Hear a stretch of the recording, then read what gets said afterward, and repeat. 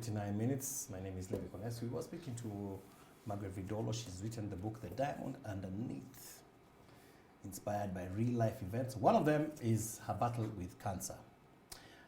And of course, she tells of other battles as well. And talks about her childhood, her lessons. She's a life skill coach, a mentor, a civil consultant, a preacher of the word.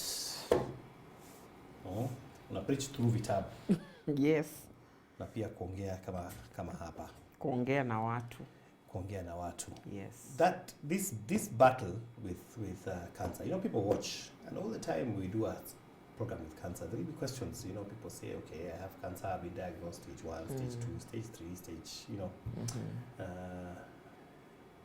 And guys are looking for I don't know, a secret solution of how to beat it. What would you say should be the frame of mind of the person diagnosed with cancer today, watching you right now? What would you tell them?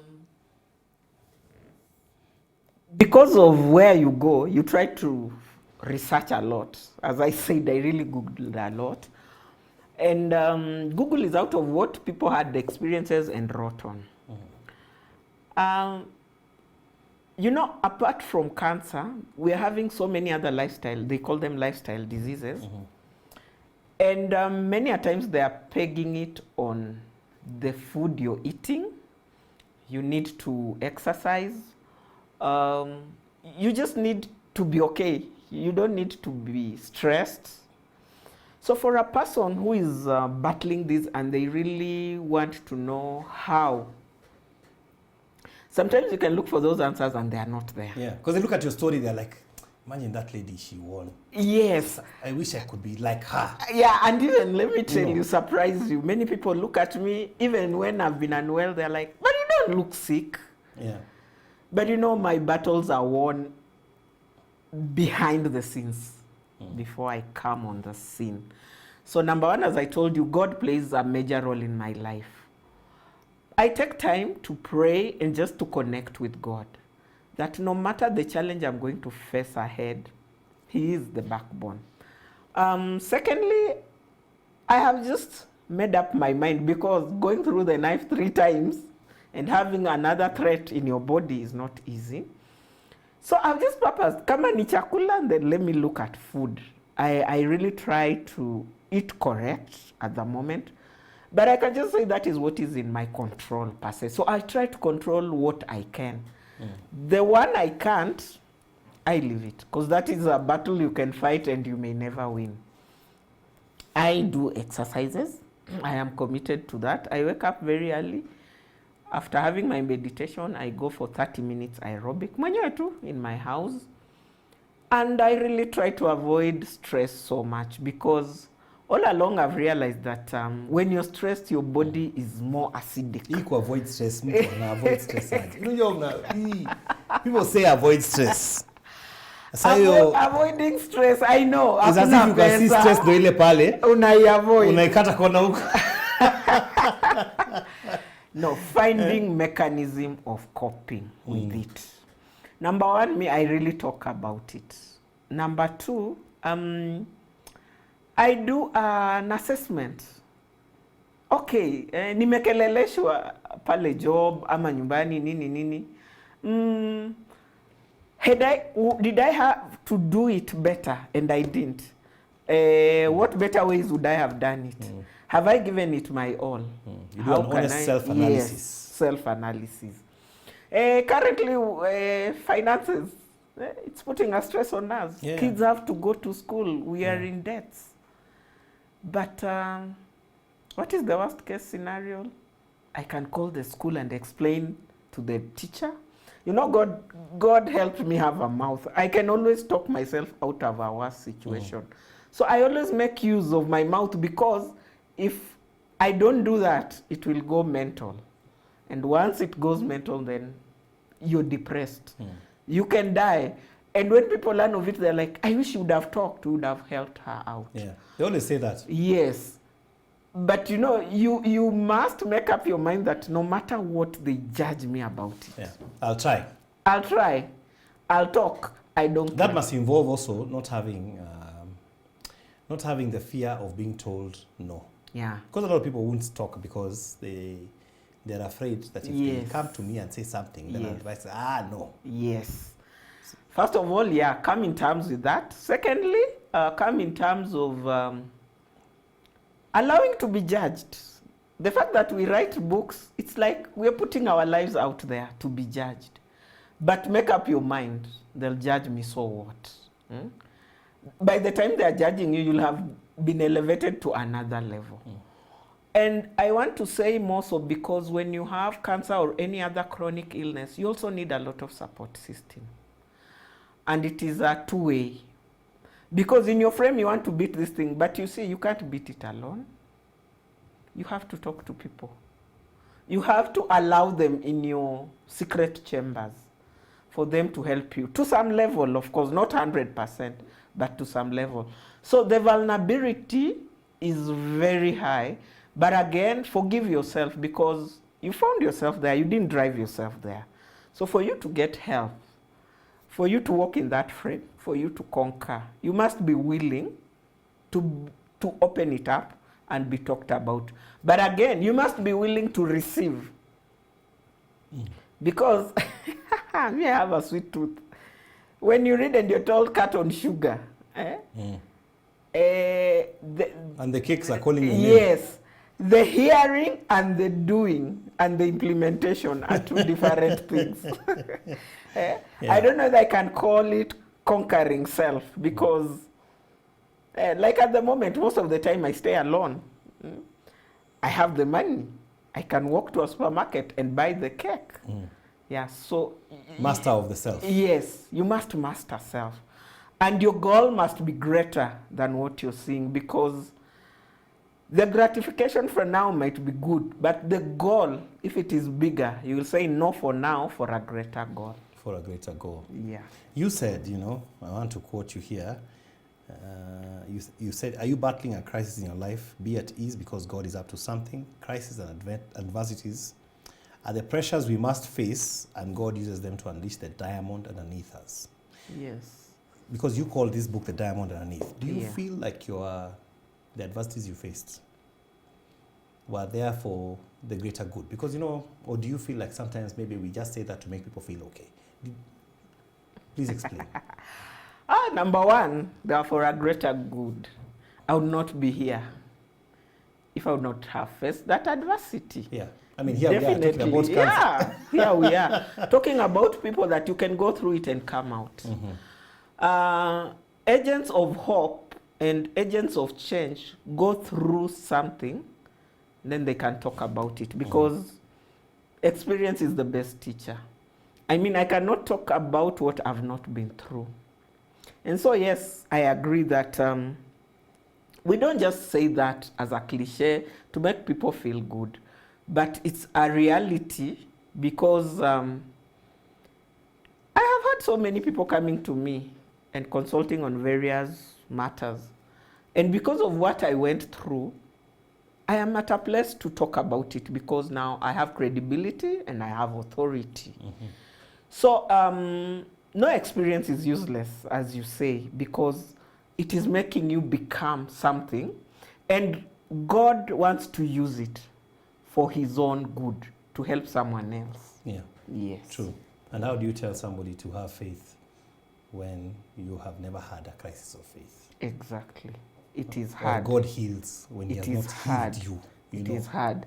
And let me demystify something on that healing bit. Yeah.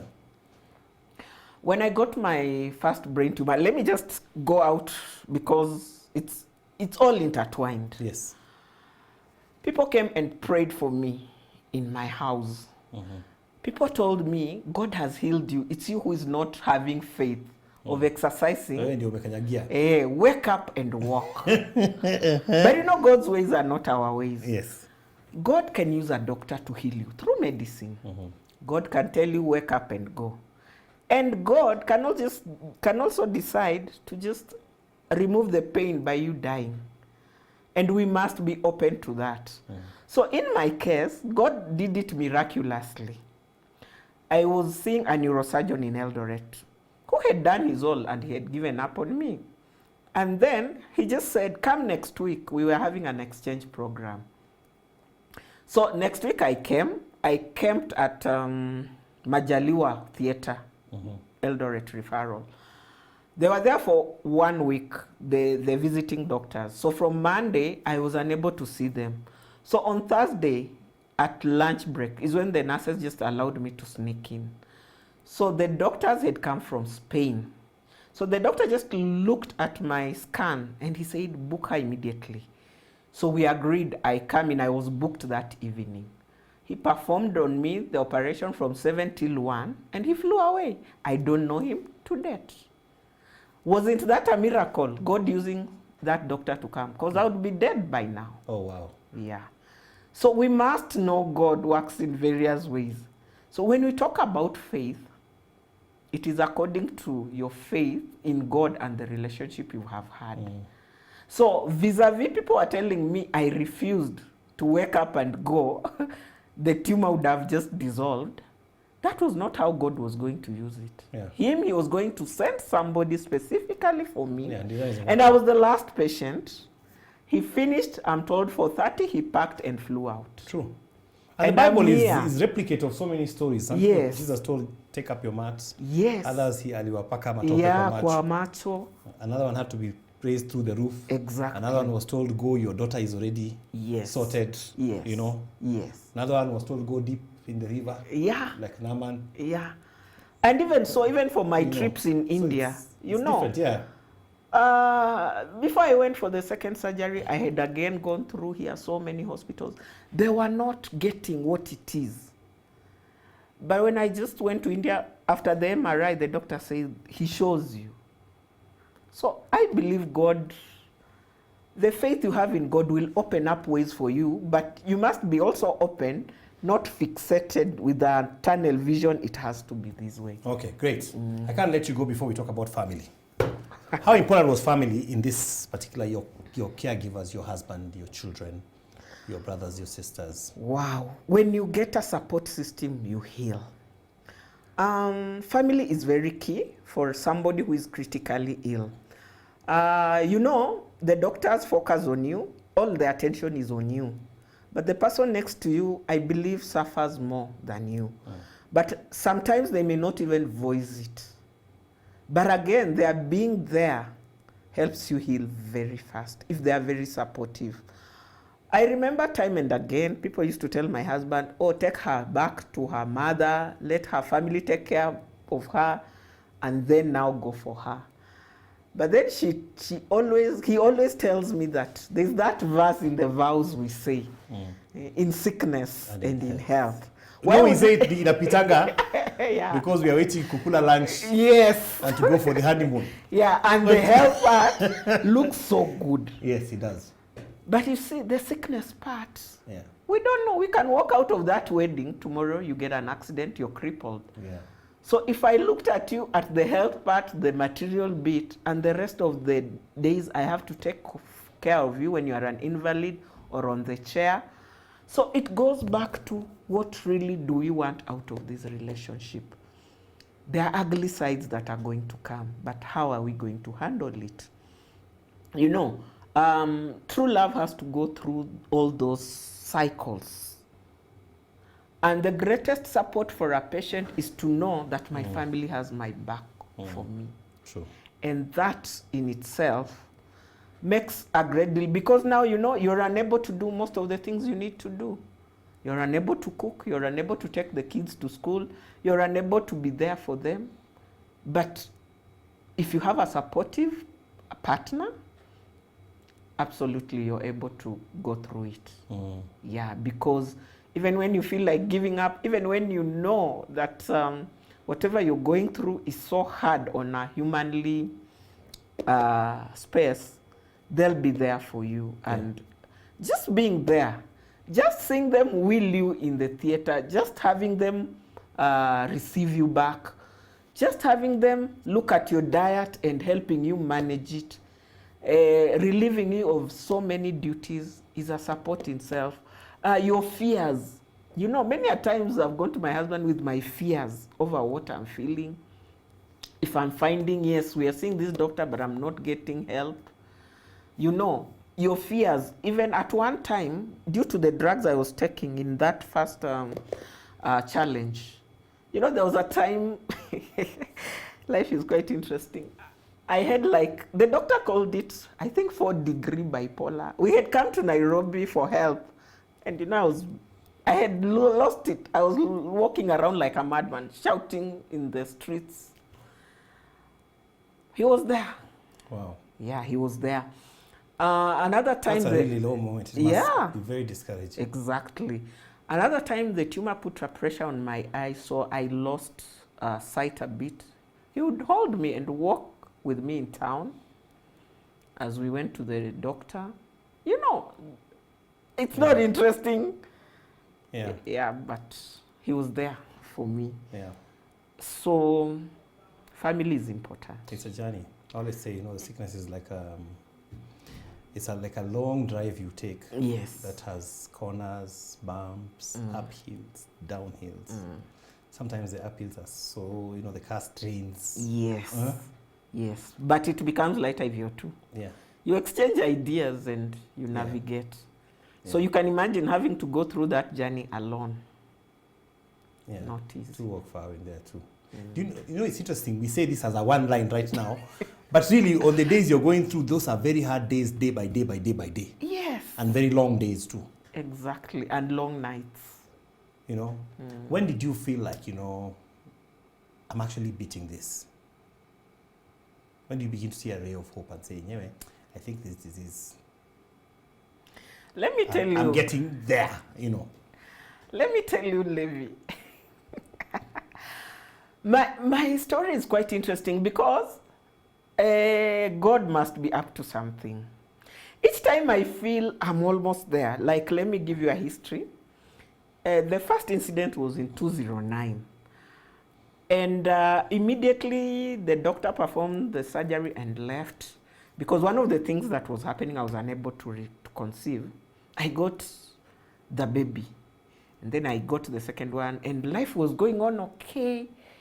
And I felt I'm there. 2:15. Yeah. I relapse again. And by the way, the person who really notices very fast is my husband. And again, we have to go through that journey. And I came back, I'm there. I even went back to class. I did the engineering exam and I was able to change jobs and I'm happy. Then come 2022 again. And so, it's a hard question to answer. And you beat COVID. I did twice. I don't know. It's hard to answer that. When COVID was there. COVID. When COVID was COVID. Wow. Yeah. And you know what they say, my doctor told me, when COVID first started, he said, you know what, you have an underlying condition. Yes. Don't get COVID. Yes. You know, it was just like, yes. Do what you can, wear gloves, hide somewhere. Yeah. If you get COVID, he told me, where ukipata COVID, where? It's a done case. It's a done case. Yeah, so the question of when am I there, actually, it's a hard question, to be honest and sincere. Yeah. Yeah. I just take a day at a time. Yeah. A day at a time. Yeah. But the fact that I'm alive today, today, 28, I'm there. I give it my all. I say, God, whatever assignment you had for me today, I'll do it. I don't know about tomorrow, neither do you know. Even the next minute. And so we can say life in itself is a risk. You never have the assurance. Yeah. 100%. No. Yeah. We don't know if you'll be there or I'll be there. True. So a day at a time, that's how I would answer. A day at a time. I started by talking about statistics and I was wrong. I was saying 20,000. Then I looked up and saw it's 37,000 people who get cancer every year. Yes, and by 2020, around... 37,000. Yeah, that's a big number. It's a big number. A big number with a mortality rate of almost 23,000. Exactly. Every year. Every year. Can you imagine? That is quite a... It's quite something, but out of this challenge, That means, you know, they say in Kenya, 78.5% of people who are diagnosed with cancer don't survive. They don't. But more importantly, you know, you and I can walk to a hospital. What of that old mom at home? Yeah. Back at home in the village? How are they able to even get help? One of the greatest challenge about cancer is the treatment is damn expensive. Leave alone even before we reach to the treatment, the diagnosis that you have to do. So there's so much around it. There's so much around it that How did you manage financially? Well, friends had to come in for me. Of course, we have the insurance bit. They only go so far. They only go so far. Friends have to come in. Then you sell property, you go into loans. You know, one of the things I always say when I get these crazy moments, I only have one life. I'd rather have a loan to pay than lose this life. And that has been my surviving mode. I will do anything, sell land, go into loans. Because if I'm alive, I'll fight another day. But if I lose this life today, then That's I'll have it. gone. Yeah. But what's in my power to keep me going is I must be alive to fight another battle. Yeah, so friends have been coming in for me, insurances, I sell property that I had bought, and loans. You're still fighting. I'm still fighting. You know what? We'll be here Yeah. talking Yes. even in many years to come. Yes. Because I think God gives us this opportunity so we can get a chance to have these discussions and even inspire others. True. Tell me, as we close, what would you tell, you know, the people back home, you know, watching us, diagnosed with cancer, having a relative who has cancer, having a person who is having that ailment? What's your parting shot? My parting shot, number one, cancer does not knock. It just arrives. I mean, you just go in and you're told you have it. But once you have the diagnosis, don't leave your life on the doctor's table and look like you're going to die the next minute. You still have a life ahead of you. So pick yourself up, go out there, live a day at a time. A day at a time, I mean, listen to your body. When you feel like you can't do so much, seek for help from the doctor, from the people around you. Take medicines, and for the people around you, be a good support system. Number two, and this has been my message for this month and months to come, go for that screening, because early detection helps early intervention. You can't beat cancer twice, but you can beat it once if it is discovered at an earlier age. Because of the things we've just discussed before, it is expensive to even treat it, and many other scenarios that surround it. It would be better for you to know in good time, and being informed is being forearmed. Thank you. Thank you so much for your story. You're welcome. And for sharing your life with us. Thank you. The book is called The Diamond Underneath by Margaret Vidolo. How do they get it? Where do they find you? Uko kwa social media? Niko kwa social media.